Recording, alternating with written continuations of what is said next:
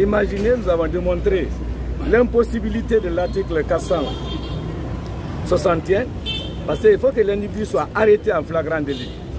Malheureusement, cela a été démontré. On a démontré aussi que l'article 114, alinéa 2, démontre légèrement quand une infraction est traitée par une procédure spéciale, la flagrance est impossible.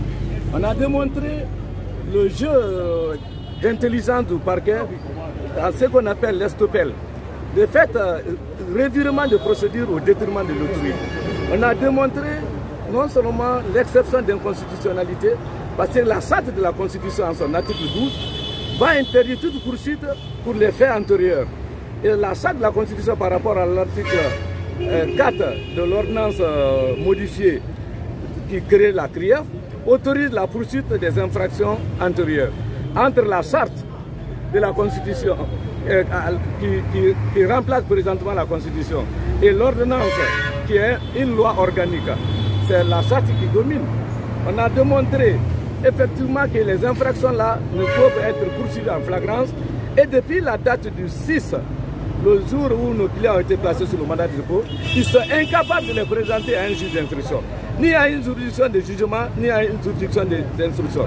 Donc franchement, ils sont détenus par la volonté du prince, des hommes du 5 septembre. CRIEF est un instrument de sale boulot. Nous sommes désolés et la liberté est bafouée conformément à la loi et on s'inscrit en faux, on va relever appel immédiatement. En conclusion? En conclusion, nous relevons appel et on continue, la lutte continue pour la liberté. Vous mettez vos clients en détention? Mais la liberté, la demande, le juge de référé a rejeté la demande, ça veut dire que le client reste en prison. En s'appuyant sur quoi il a rejeté votre demande? Oui, en contournant la loi, en s'appuyant sur la force des hommes invisibles. Est-ce qu'il a motivé sa décision? J'ai la copie, si vous voulez, je peux mettre une copie à la disposition de la presse. Il ne peut pas démontrer ça, c'est impossible. Mais nous on est resté à l'audience, le parquet a quitté le siège. Vers la fin, le parquet a quitté, parce que le parquet n'avait pas d'argument. Le parquet même ne pouvait pas s'opposer. Mais je suis désolé, c'est grave pour l'état de droit. Personne n'est à l'abri en Guinée. On peut faire de vous comme bon leur semble, conformément à la loi et en se servant malheureusement de la justice, qui est symbole alors là du sale boulot. Donc la justice n'est plus la boussole.